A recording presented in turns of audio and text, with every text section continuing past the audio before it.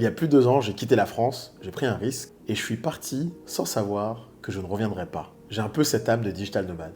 Initialement, le but c'était de partir visiter quelques pays afin de définir la base où j'allais habiter, puis rentrer et puis planifier le grand départ. Et dans cette vidéo, je vais t'expliquer pourquoi j'ai choisi Taïwan, avec quel visa je suis rentré, quels sont les avantages et les inconvénients d'habiter là-bas, et surtout, pourquoi après 2 ans, je pars.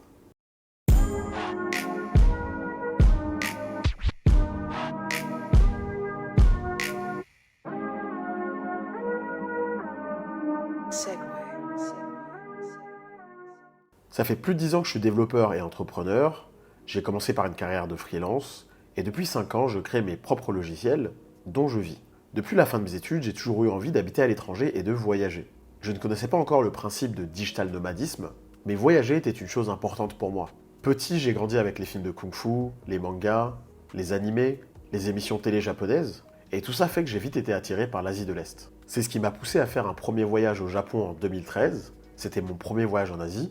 Et là où je pensais que ce serait un voyage de passionné, un voyage que je ne ferais qu'une fois ou deux dans ma vie, j'ai tellement adoré ce pays que c'est devenu un endroit où je suis allé plus de 10 fois dans ma vie. Si j'aime le voyage, c'est parce que ça permet d'en découvrir plus sur soi-même et plus sur les autres. On sort de sa zone de confort, on rencontre de nouvelles façons de penser, de nouvelles cultures, et tout ça, ça mène vers de nouvelles opportunités, qu'elles soient personnelles ou business. Mais voyager, ce n'est pas forcément changer de pays. Ça peut être changer de ville ou encore changer de quartier. Au cours des années, j'ai eu plusieurs occasions de partir habiter à l'étranger. Mais à chaque fois, il y a quelque chose qui me faisait revenir en France. La dernière raison en date était que j'étais en couple et que c'était compliqué pour ma partenaire de partir avec moi. Et c'est comme ça qu'on arrive au 17 mars 2023. J'avais 31 ans et je venais de sortir d'une rupture quelques semaines avant, et je me disais que c'était maintenant ou jamais le temps de partir. Parce que plus on vieillit, plus on a d'habitude, plus on s'enracine quelque part, et plus c'est difficile de partir. J'avais prévu de faire visiter le Japon à un de mes associés en avril 2023. Je me suis donc dit que durant cette période, je pourrais visiter quelques pays afin de définir la base où je voulais habiter en Asie de l'Est, avant de revenir en France et préparer le grand départ. Mais au final, je ne suis juste jamais reparti. Le 17 mars 2023, je commence donc mon périple en allant 3 semaines à Bangkok. Bangkok, c'est une ville incroyable, avec une énergie folle, énormément d'entrepreneurs et d'événements, une très bonne qualité de vie et énormément d'activités. Mais 3 choses ont fait que je n'ai pas choisi Bangkok pour m'installer. La première chose, c'est qu'il y a bien trop de bouchons. La deuxième chose, c'est que Bangkok ce n'est pas adapté aux piétons. Et la troisième chose, c'est que je trouve que Bangkok c'est un peu trop chaotique. Et j'ai le même avis sur Ho Chi Minh que j'avais fait il y a quelques années auparavant. Ce qui m'emmène à la prochaine destination, le Japon, où j'ai fait visiter Tokyo à un de mes associés. C'était vraiment en mode touriste parce que le Japon était par défaut exclu. Si j'ai envie d'habiter en Asie de l'Est, c'est parce que j'adore le Japon et que j'ai envie de pouvoir y venir quand je veux plus facilement. Mais le Japon n'est pas un pays où je me vois vivre. Le Japon est un pays qui me rend anxieux, mais après plusieurs voyages ces 2 dernières années, j'ai compris qu'en fait c'était plutôt Tokyo qui me rendait anxieux. J'adore rester au Japon quelques semaines ou 2-3 mois, mais au-delà ça devient compliqué. Pendant ce voyage au Japon, mon ami Brice est venu me voir. Brice est un entrepreneur qui habitait à Taïwan depuis 3 ans. Et c'est parce qu'il m'a reparlé de Taïwan que j'ai inclus Taïwan dans mon itinéraire. Après le Japon, je suis donc allé à Bali pendant 2 mois. Bali c'est un endroit que j'avais déjà fait en début de cette année-là. Il y a une certaine sérénité et une spiritualité à Bali que seul le Japon m'apportait avant. C'est pour ça que j'ai voulu y rester 2 mois pour être sûr que j'aimerais habiter ici. Et heureusement que je l'ai fait parce que j'ai découvert que je ne pouvais pas du tout habiter là. Bali c'est très rural et il y a beaucoup d'insectes et de petits animaux. Des cafards volants, des grenouilles, ou encore un crapaud qui s'est posé sur mon épaule. Tout comme Bangkok, il y a trop de bouchons, et même s'il y a beaucoup d'entrepreneurs, il y a une certaine vibe que je n'aime pas. Pendant ce séjour à Bali, je suis parti 7 jours en Corée du Sud voir des amis. La Corée c'est un pays que j'avais fait déjà plusieurs fois. C'est un des pays que j'ai considéré comme une base possible, mais en hiver il fait bien trop froid. Et à l'époque, il n'y avait pas encore de visa simple à avoir pour s'y installer. Pour autant, après ce voyage à Bali, mon idée c'était de faire 7 mois en Corée du Sud quand il fait beau, et 5 mois à Bangkok parce que malgré ses défauts, j'aime beaucoup cette ville. Ce qui m'aurait permis de faire ce qu'on appelle des visa run, c'est-à-dire de rester dans chaque pays uniquement avec un visa touristique, en sortant du pays tous les 3 mois. Mais bien évidemment, ce n'est pas ce qui s'est passé. Après Bali, je décide donc d'aller à Taïwan. Le but c'était de rester 1 mois et de voir comment je me sentais là-bas. Avant d'arriver à Taïwan, les seules choses que je connaissais c'était les bubble tea et le conflit avec la Chine. Comme beaucoup de gens dans le monde en fait. Mais en arrivant à Taïwan, j'ai découvert quelque chose auquel je ne m'attendais pas. Des gens qui sont foncièrement gentils, pas parce que t'es un touriste, pas parce qu'ils ont besoin de ton argent, pas par hypocrisie, tout simplement gentils. Taipei est plus petit que Séoul et il y a largement moins de choses à faire, mais cet inconvénient que je n'aimais pas au début est devenu un avantage par la suite. Ce qui m'a fait rester à Taïwan, c'est 5 choses. La première chose, c'est qu'il y avait un visa très simple à avoir pour un profil comme le mien, ce qu'on appelle le visa Gold Card. La Gold Card, c'est un visa qui dépend de plusieurs ministères à Taïwan, ministère de l'Éducation, ministère de l'Économie, ou encore le ministère du Digital, celui que j'ai pris. C'est un visa qui permet de rester 1 à 3 ans, et dans mon cas, j'ai juste dû prouver que ça faisait plus de 8 ans que je bossais dans le digital. Il y a plein de critères différents possibles, il faut juste voir dans lequel on arrive à rentrer. La deuxième chose qui m'a fait choisir Taïwan, c'est sa géolocalisation. Mon but c'était d'avoir une base en Asie de l'Est et de faire plusieurs voyages dans cette région.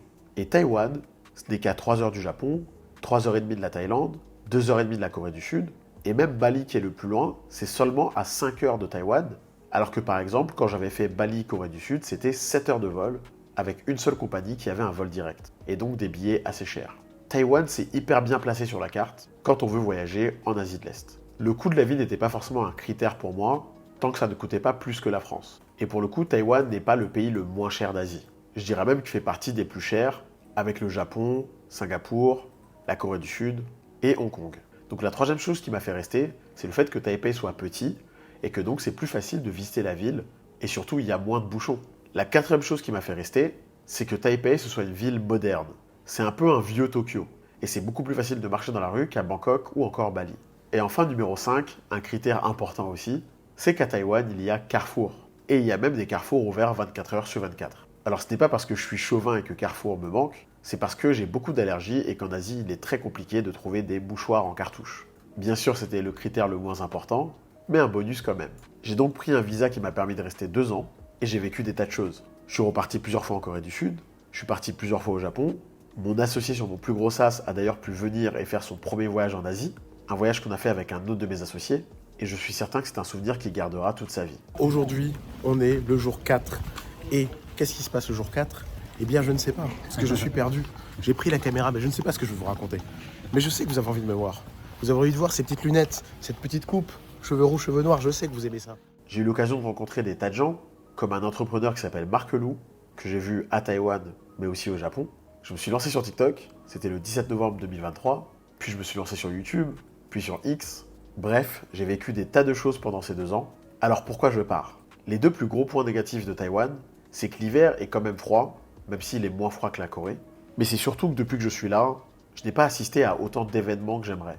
Et c'est tout simplement parce que Taïwan, ce n'est pas un endroit très touristique, ni une destination de digital nomade très connue. Et donc il y a moins d'événements tech et d'entrepreneurs accessibles aux étrangers ici. J'arrivais à la fin de mon visa et à la fin de mon bail, et je me suis donc posé la question. Est-ce que je renouvelle mon visa et je reste ici, ou est-ce que je pars pour d'autres aventures? Et comme j'aime le challenge, c'est pour ça que j'ai décidé de partir 1 an minimum dans un autre pays, la Thaïlande. Au moment où je parle, je suis déjà à Bangkok. J'ai obtenu un visa qui me permet de rester 5 ans, qui s'appelle le visa DTV. Tu peux d'ailleurs me dire en commentaire si tu as envie que j'en fasse une vidéo. Et si je suis revenu en Thaïlande, c'est parce qu'il y a beaucoup plus d'événements pour les entrepreneurs et les digital nomades. C'est aussi que j'ai prévu cette année de faire plus de voyages en dehors de l'Asie et que Bangkok est un aéroport international qui est mieux desservi que Taipei. Pour la petite anecdote, on peut faire Bangkok-La Réunion en direct. Je vais aussi bientôt organiser un bootcamp à Pattaya, et donc c'était plus simple comme ça, et pour d'autres projets que j'ai à l'avenir. J'ai quand même renouvelé mon visa à Taïwan pour 3 ans, ce qui fait que je peux aller à Taïwan quand j'en ai envie, et repartir m'installer quand j'en ai envie. Ce fut 2 ans exceptionnels, j'ai eu beaucoup de hauts et beaucoup de bas, et comme toujours, j'en ai appris encore plus sur moi-même. あの日